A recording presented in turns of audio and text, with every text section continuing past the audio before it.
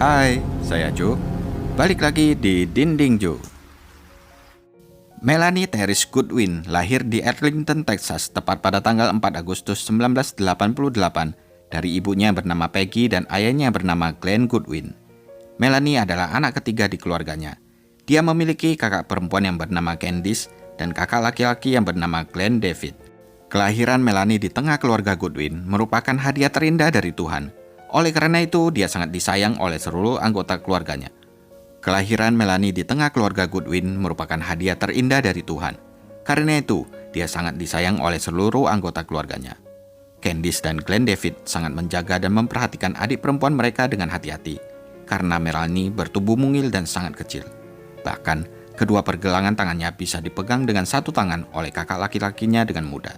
Selain pintar membuat orang tertawa, Melanie juga memiliki suara yang bagus dalam bernyanyi dan pandai berakting. Melihat bakatnya ini, Peggy ibunya mendaftarkan Melanie untuk pelajaran menyanyi dan kelas teater ketika dia duduk di kelas 3 SD. Karena kepintarannya, Melanie sering dipanggil untuk melakukan pertunjukan langsung di teater lokal di kotanya. Ayah Melanie tidak pernah melewatkan satupun penampilan putrinya tersebut. Dia sangat bangga dengan Melanie. Setelah beberapa tahun belajar akting, Melanie lalu bergabung dengan Teater Arlington yang telah beroperasi selama 50 tahun di jantung kota Arlington, Texas. Sejak itu, Melanie harus membagi kesibukannya antara sekolah dan berakting. Tidak sulit untuk teman-temannya menyukai Melanie, karena dia anak yang manis dan selalu membuat segalanya menjadi menyenangkan. Ketika tumbuh menjadi dewasa, Melanie makin bertambah cantik. Dia memiliki mata biru yang tajam dan juga memiliki rambut indah berwarna coklat kemerahan. Saat dia lulus dari sekolah menengah pada tahun 2006, Melanie bercita-cita untuk bekerja sebagai pembawa berita di televisi suatu hari nanti. Jadi, dia mendaftar ke University of North Texas di Denton untuk belajar mata kuliah broadcasting di Fakultas Komunikasi. Singkat cerita, Melanie diterima dan mulai kuliah pada musim gugur tahun 2006. Ini berarti dia harus pindah dari rumahnya yang berada di Arlington ke kota Denton yang berada di sebelah utara Dallas. Orang tuanya tentu saja tidak melepaskan Melanie berangkat sendirian. Mereka ikut mengantar Melanie sampai ke gedung asramanya. Melihat keindahan kota Denton, Melanie merasa tidak sabar untuk berjalan-jalan menikmatinya. Walaupun populasi kota tersebut pada saat itu hanyalah sekitar 120.000 jiwa, namun karena keindahannya, Denton menarik ratusan ribu orang ke kota ini setiap tahunnya. Di asrama inilah, Melanie bertemu dengan Jacqueline Williamson. Awalnya mereka hanyalah teman sekamar di asrama kampus. Tapi lama-kelamaan, mereka akhirnya menjadi teman baik dan selalu bersama kemana-mana sejak saat itu. Tidak butuh waktu lama, Melanie berhasil menjadi terkenal di daerah Denton. Dia mulai berteman dengan banyak orang dan ikut bernyanyi dalam paduan suara Denton Wesley Foundation dan bahkan melakukan perjalanan jauh ke Irlandia Utara untuk melakukan tur dan tampil di berbagai acara gereja. Dan untuk mendapatkan uang jajan tambahan, Melanie tidak segan-segan mencari penghasilan dengan menjadi duta minuman Red Bull. Dengan pekerjaan magang tersebut, dia jadi belajar berinteraksi dengan banyak orang. Lalu pada bulan Mei 2007, tepat sebelum tahun keduanya di kampus, Melanie bertemu dengan Jose Alessandro Valencia. Jose cukup terkenal di kampus ini. Dia memiliki penampilan dan kepribadian yang baik, dan mereka pun dengan cepat saling jatuh cinta. Suatu hari pada tanggal 24 September sekitar jam 4 sore, Jose mengantar Melanie ke parkiran kampus. Saat itu, Melanie akan berangkat makan malam bersama teman kerjanya sebelum pergi ke sebuah event besar yang diadakan oleh perusahaan Red Bull. Di sana, rupanya Melanie bertugas untuk membagikan minuman Red Bull ke semua orang yang hadir di event tersebut. Dengan pakaian seragam Red Bull-nya, yaitu tank top putih ketat di balik kemeja biru tua yang terbuka kancing atasnya dan rok mini jeans, otomatis akan membuat pria manapun menoleh kepada Melanie di malam itu. Acara meriah ini berlangsung sampai jam 1 dini hari. Melanie dengan semangat bekerja menawari minuman ke banyak pengunjung yang datang ke sana. Setelah acara selesai, rencananya Melanie akan kembali ke apartemen pacarnya di kampus untuk beristirahat. Keesokan paginya di tanggal 25 September 2007, 911 menerima telepon dari seorang pria yang bekerja di perusahaan Transtech di Carrollton, Texas, yang jaraknya sekitar 30 menit di selatan kota Denton. Pria yang sedang berada di tempat parkir tersebut melaporkan ke petugas operator bahwa ada mayat perempuan yang hangus terbakar dan tergeletak di selokan dekat pepohonan di belakang area parkir.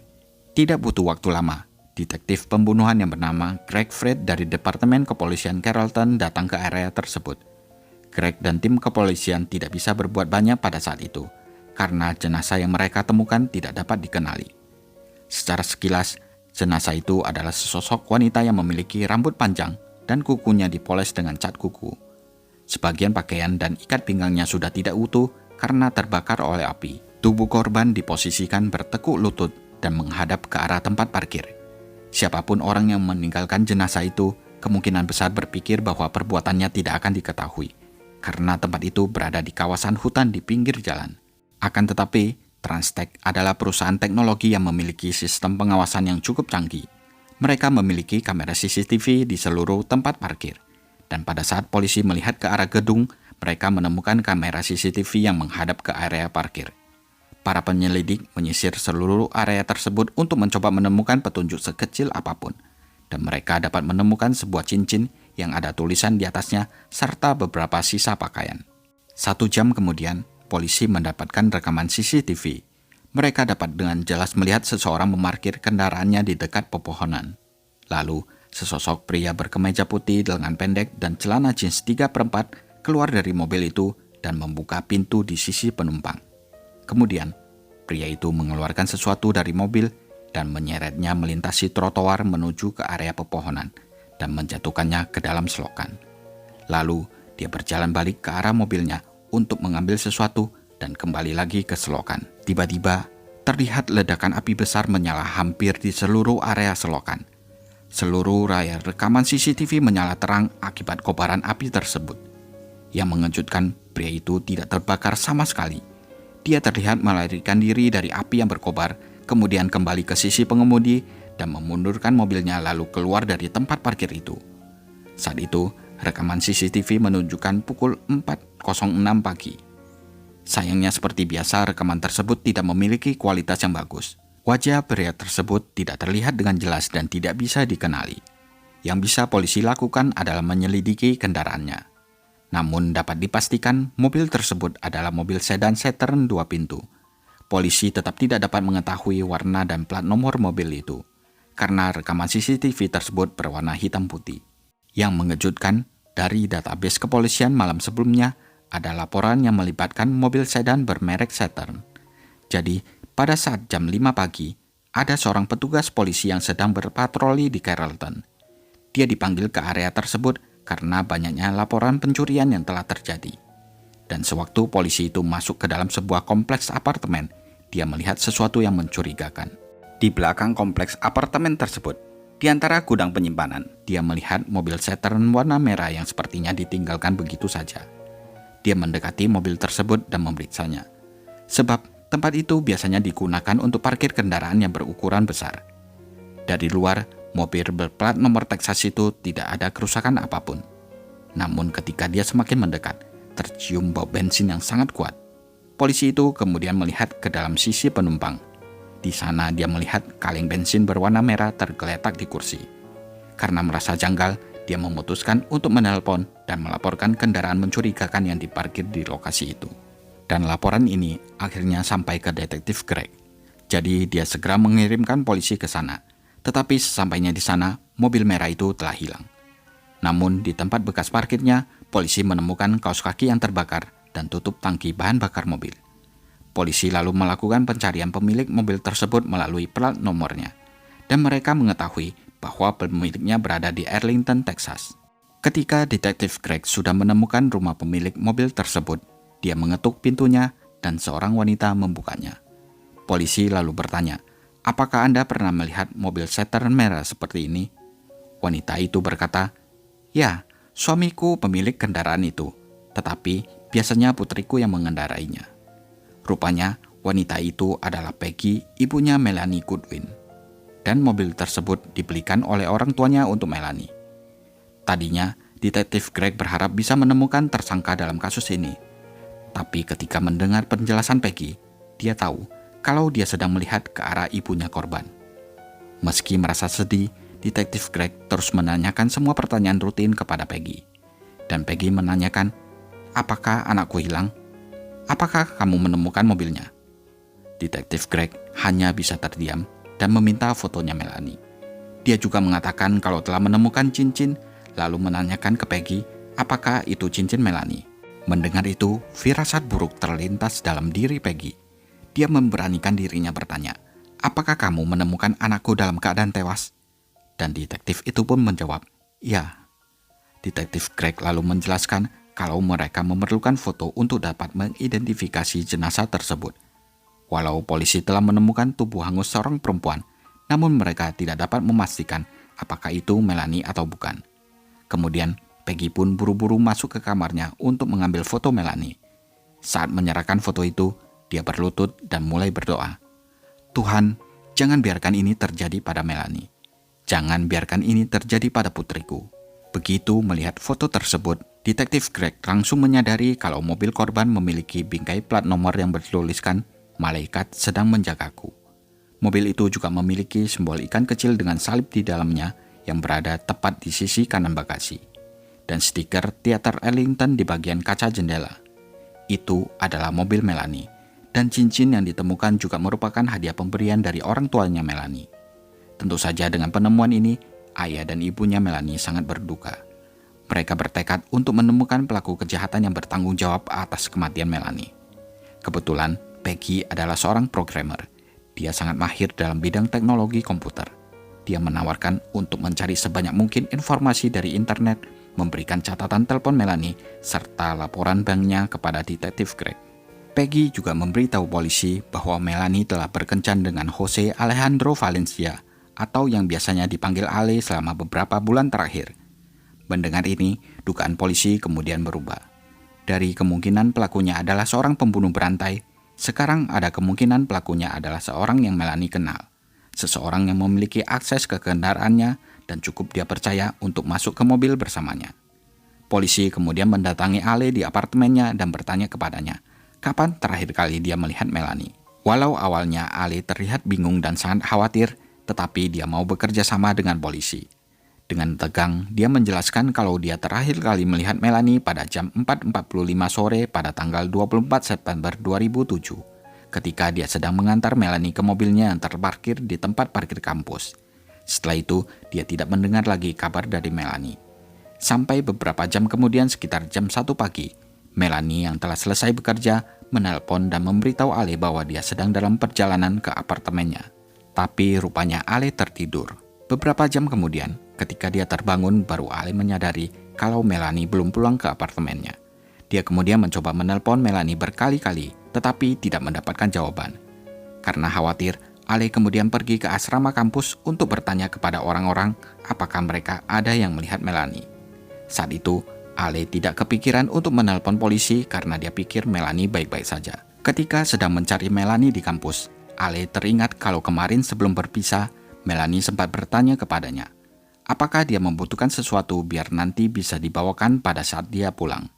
Dan Ale memintanya untuk mampir di toko Quick Trip di dekat kampusnya untuk membeli sekantong Cheetos dan susu coklat setelah Melanie selesai bekerja membagikan minuman Red Bull. Tentu saja, Melanie dengan senang hati membelikan beberapa makanan ringan untuk pacarnya. Dia bahkan sempat menelpon Ale lagi ketika meninggalkan toko itu untuk memberitahu bahwa dia sudah selesai berbelanja. Ketika Ali selesai bercerita ke polisi, mereka segera mencari tahu apa yang sebenarnya terjadi kepada Melanie setelah dia meninggalkan toko itu dan menuju ke apartemen pacarnya. Mereka juga menyuruh Ali untuk melepaskan pakaiannya karena ingin tahu apakah ada luka di tubuhnya. Dari catatan telepon, polisi juga dapat memastikan bahwa panggilan yang dilakukan antara Melanie dan Ali sesuai dengan keterangan Ali. Dan laporan bank Melanie menunjukkan adanya transaksi yang dilakukan di toko Quick Trip sekitar jam 1.30 dini hari. Setelah itu, polisi pun memberitahu Ale bahwa Melanie sudah meninggal. Begitu mendengar hal tersebut, dia langsung syok dan terlihat sangat sedih. Melihat reaksinya, polisi tahu kalau dia tidak terlibat dalam kejahatan ini. Akhirnya, polisi memutuskan untuk menyelidiki rekaman CCTV di Quick Trip Supermarket. Karena masih baru, tempat itu memiliki sistem pengawasan video berteknologi tinggi yang memiliki kualitas jauh lebih baik. Setidaknya ada 4 kamera yang menunjukkan bagian dalam seluruh toko. Dan ini adalah tempat yang sering dikunjungi oleh mahasiswa. Dalam rekaman CCTV, terlihat Melanie berjalan ke dalam toko. Dia pergi ke beberapa area berbeda untuk mengambil barang-barang yang dia perlukan. Lalu menuju ke lemari es untuk mengambil susu coklat. Melanie mengenakan rok jeans. kemeja biru tua dengan dalaman kaos warna putih. Dia terlihat memakai anting-anting, bando kepala putih, dan rambutnya diikat ke belakang menjadi ekor kuda. Sepatu yang dia pakai berwarna putih, dan dia juga membawa dompet di lengan kanannya. Di jam seperti itu, toko terlihat cukup sepi. Namun, tiba-tiba seseorang masuk melalui pintu toko. Pria tersebut memakai kemeja putih lengan pendek bergaris, celana jeans 3/4, dan sepatu putih. Melihat pria dalam rekaman CCTV, polisi langsung merasakan adanya kecocokan dengan apa yang mereka lihat dalam video hitam putih di tempat parkir Transtech. Dan ketika polisi memundurkan rekaman CCTV, pria itu rupanya sudah berada di toko itu selama lebih dari 1,5 jam sebelum Melanie tiba. Jadi, apa yang sebenarnya telah terjadi?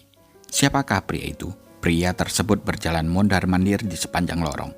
Berjalan di depan toko, melihat keluar seperti sedang menunggu seseorang.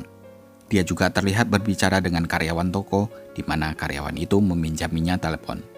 Lalu pria tersebut melakukan beberapa panggilan telepon. Setelah diselidiki, polisi mengetahui kalau karyawan itu bernama Chen. Menurut keterangan Chen, dia tidak mengenal pria tersebut. Pria itu terus berkeliaran di toko dan mengganggunya. Sepertinya dia tidak punya uang atau apapun untuk dimakan. Dan dia menelpon orang-orang menanyakan apakah mereka bisa datang untuk menjemputnya. Akan tetapi tidak ada yang mau. Chen juga merasa kasihan lalu memberinya beberapa makanan dan membelikannya minuman. Akan tetapi pria itu mengatakan sesuatu yang sangat aneh dan membuat Chen menjadi takut. Dia bertanya, apakah dia boleh tidur di toko itu? Chen menjawab, "Tidak. Lagian, kenapa kamu harus tidur di sini? Ini bukan hotel, dan kamu tidak boleh berlama-lama di sini. Polisi juga sering ke sini, karena toko ini dekat dengan kampus." Pria itu ngotot. Dia tidak akan pergi kecuali seseorang mengusirnya. Dan dia mulai curhat kepada Chen. Dia mengatakan kalau dia telah merusak ponsel pacarnya beberapa hari yang lalu karena terlalu emosi. Kini dia menyesal, dan dia harusnya lebih sabar dan bisa mengendalikan emosinya. Gara-gara ini, dia juga mendapatkan beberapa surat perintah penangkapan untuknya. Lalu dia keluar dari toko dan berjalan mondar-mandir di bagian depan. Ketika mata pria itu bertemu dengan Melanie, dia langsung mengincar Melanie. Pria tersebut berjalan ke pintu masuk dan mendatangi Melanie. Dari rekaman CCTV, terdengar pria ini meminta tumpangan kepada Melanie sampai ke McKinney Street yang jaraknya sekitar setengah kilometer. Akan tetapi Melanie menolaknya. Dia memalingkan wajahnya dari pria itu, lalu menelpon Ale pacarnya kalau dia sedang dalam perjalanan ke sana. Pria aneh itu terlihat berjalan keluar saat Melanie membayar belanjaannya di kasir sambil menelpon Ale. Dan di saat Melanie berjalan keluar, dia dicegat oleh pria yang sama.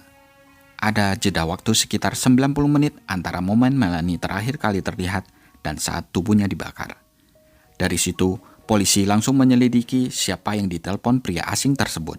Saat detektif Greg menghubungi orang yang nomornya dihubungi dari telepon Quick Trip, seorang wanita bernama Andrea yang menjawabnya. Andrea menjelaskan bahwa dia adalah mantan pacar dari pria yang menelpon, dan nama pria tersebut adalah Ernesto Reyes. Rupanya Ernesto sering mengalami kesialan selama beberapa tahun terakhir. Selain bermasalah dengan hukum, baru-baru ini dia diusir dari rumah ibunya karena memukuli saudara laki-lakinya dengan tongkat baseball. Dan dia merasa muak dengan kehidupannya. Sebagai pacar, Andrea awalnya membiarkan Ernesto tinggal di rumahnya. Namun dia akhirnya mengusir Ernesto karena dia membawa mobilnya tanpa minta izin. Selain itu, Ernesto juga merusak ponselnya. Setelah polisi mendapatkan informasi ini, mereka menjalankan sistem pencarian di database kepolisian. Dan diketahui, Ernesto Reyes yang berusia 20 tahun pernah mendapatkan tuduhan pencurian dan narkoba. Pada saat itu, Ernesto menganggur. Dia tidak punya mobil, tidak punya uang, dan tidak punya teman atau anggota keluarga yang bersedia membantunya. Ernesto berasal dari kota Denton, Texas. Karena salah satu temannya yang bernama Donovan yang baru saja pindah, makanya dia juga ikut ke kota Carrollton. Sayangnya polisi mendapat kabar buruk dari Andrea. Dia mengatakan kalau Ernesto telah pergi ke Meksiko untuk tinggal bersama neneknya. Meskipun sempat kecewa, tetapi polisi masih memiliki satu petunjuk lain, yaitu Donovan Yang. Jadi, mereka memanggilnya untuk diinterogasi. Dari interogasi ini diketahui kalau Donovan juga memiliki catatan kriminal. Dan lokasi di mana polisi menemukan mobil Melanie ternyata merupakan kompleks apartemen tempat Donovan tinggal. Awalnya dia memberitahu polisi bahwa dia tidak ada hubungannya dengan pembunuhan Melanie. Donovan mengatakan kalau Ernesto muncul di apartemennya pada jam 3 pagi. Dia mengetuk pintu, memberitahu Donovan bahwa sesuatu yang buruk telah terjadi dan dia membutuhkan bantuan. Karena penasaran, Donovan mengikuti Ernesto yang membawanya ke mobil Saturn merah yang diparkir di luar. Ketika dia melihat ke dalam, Ernesto melihat tubuh seorang wanita yang terbaring di kursi belakang. Rok jeans dan celana dalamnya dalam posisi ditarik ke bawah. Mata wanita itu terbuka. Tetapi Ernesto mengatakan kepadanya bahwa wanita itu sudah mati dan dialah yang membunuhnya. Karena itu dia meminta bantuan Donovan untuk menyingkirkan tubuh wanita tersebut. Donovan tentu saja menolak permintaan Ernesto. Tapi Ernesto terus memohon-mohon kepadanya. Dan karena Ernesto membutuhkan uang untuk mengisi dan membeli bensin mobil, Donovan akhirnya memberi Ernesto uang beberapa dolar dan segalon bensin. Mendengar kesaksian Donovan, polisi tidak percaya kalau dia tidak ada hubungannya dengan kejahatan ini. Mengapa Donovan memberikan Ernesto apa yang dia butuhkan untuk menutupi kejahatannya? Dan mengapa dia tidak memanggil polisi saat melihat Ernesto membawa tubuh Melanie di belakang mobil? Apalagi setelah polisi menemukan bukti rekaman CCTV 1 jam setelah meninggalkan toko Quick Trip, Ernesto terlihat berada di Chevron, tempat di mana dia akan membeli bensin. Akan tetapi tempat itu tutup. Dia memarkir mobilnya, melepas baju, membaliknya, dan lalu memakainya kembali.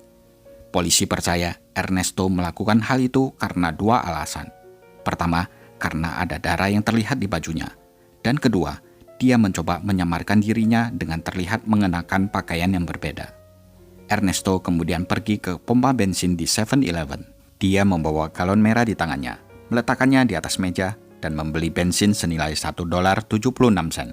Dia bahkan bertanya kepada orang asing apakah dia boleh meminjam ponsel mereka, dan berpura-pura menelpon seolah-olah tidak terjadi apa-apa.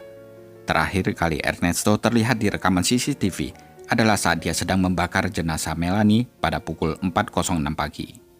Walaupun kepolisian Amerika membutuhkan waktu 2 minggu untuk melacak Ernesto, pada akhirnya polisi menemukan dia di rumah neneknya. Tetapi sayangnya pada saat mereka sedang mengumpulkan semua dokumen untuk melakukan penangkapan, Ernesto sudah menghilang. Untungnya tidak butuh waktu lama, polisi berhasil menemukannya sekali lagi dan menangkapnya. Satu-satunya masalah pada saat Ernesto ditangkap adalah bahwa Meksiko tidak memiliki hukuman mati, sehingga mereka tidak mengizinkan Ernesto untuk dibawa kembali ke Texas, kecuali jaksa setuju untuk tidak menuntut hukuman mati pada Ernesto. Tentu saja itu adalah keputusan yang sulit, karena polisi sebenarnya berniat memberi dia hukuman mati. Tetapi mereka memutuskan lebih memilih Ernesto di penjara seumur hidupnya daripada membiarkannya melarikan diri. Setelah beberapa waktu, Ernesto akhirnya berhasil diekstradisi dan dibawa kembali ke Texas untuk diadili atas pembunuhan Melanie. Persidangan baru dilaksanakan 1,5 tahun setelah pembunuhan Melanie.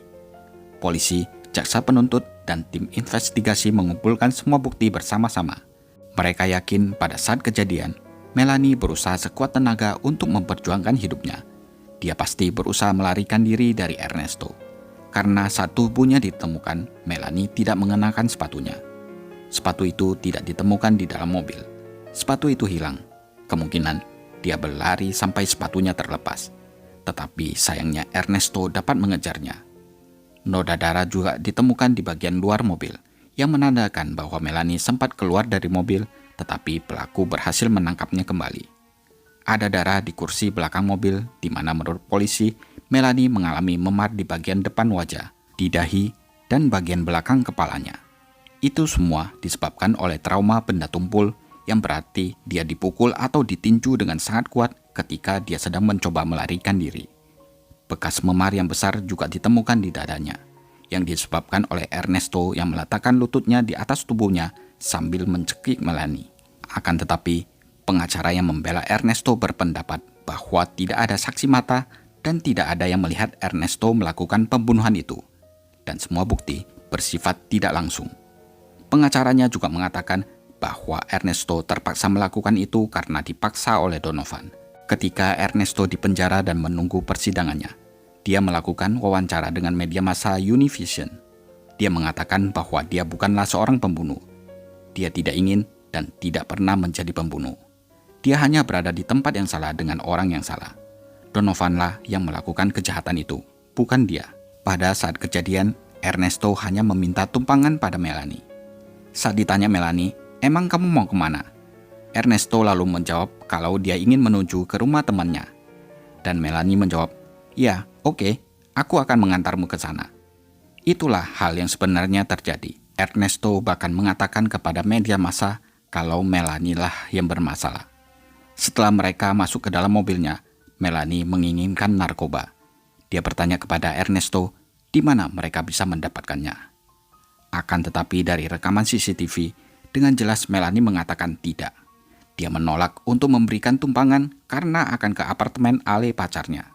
Keluarga Melanie dan teman-teman dekatnya yang hadir di ruang sidang mengatakan bahwa Melanie adalah gadis manis yang baik hati, jadi nggak mungkin dia meminta narkoba dari orang asing. Karena hal ini, Donovan akhirnya didakwa dengan tuduhan telah merusak bukti kejahatan. Dan dia bersedia memberikan kesaksiannya melawan Ernesto di persidangan dengan imbalan dikurangi hukumannya. Dia mengatakan bahwa satu-satunya hal yang dia lakukan adalah memberikan uang kepada Ernesto untuk membeli bensin, bukan membunuh Melanie. Donovan mengatakan kepada juri bahwa Ernesto mencoba 2 kali meledakkan mobil Melanie untuk menghilangkan bukti kejahatannya. Ernesto bahkan sempat memasukkan kaos kaki ke dalam lubang tangki bensin dan membakarnya. Dia mengira hal itu akan membuat mobil meledak dan terbakar semuanya. Tetapi dia salah, karena jendela mobil dalam keadaan tertutup itu membuat kurang oksigen dan membuat apinya padam.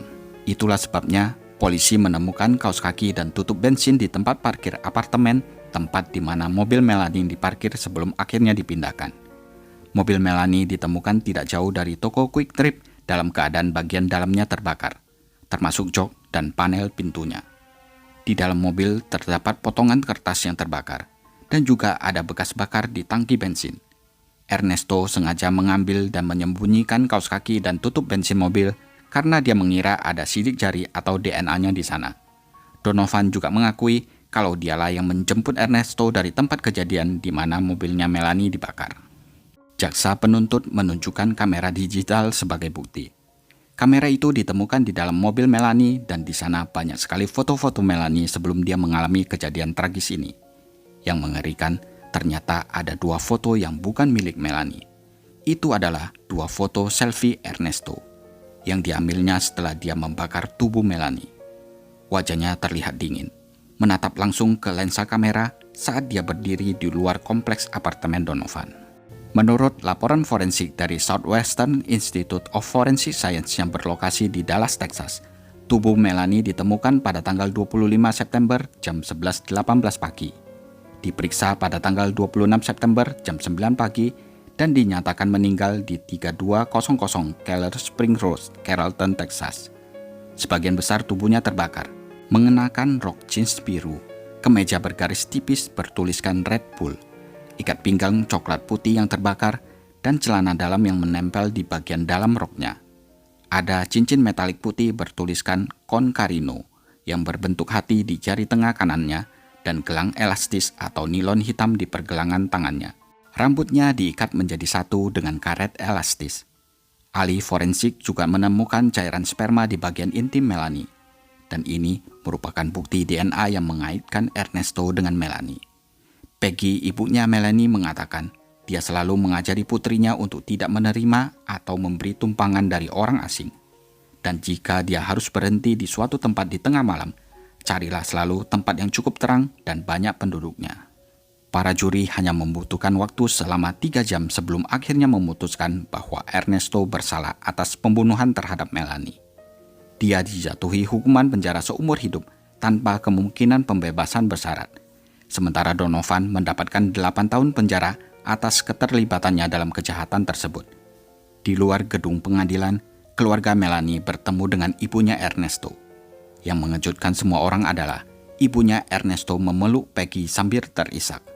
Dia merasa menyesal atas apa yang telah dilakukan putranya terhadap putri mereka, dan mereka menangis bersama. Ayah Melanie kemudian berbicara kepada ibunya Ernesto dalam bahasa Spanyol. Dia berterima kasih padanya karena telah meminta maaf. Ketika orang tua Melanie ditanya mengapa mereka begitu baik kepada ibu seorang monster yang telah membunuh putri mereka, Orang tuanya Melanie mengatakan bahwa mereka hanyalah manusia. Mereka memiliki kasih sayang sama seperti Melanie. Nah, gimana menurut kalian? Tulis di kolom komentar ya. Reaching out to their killer's family. Two mothers who lost two very different children in a surprising embrace.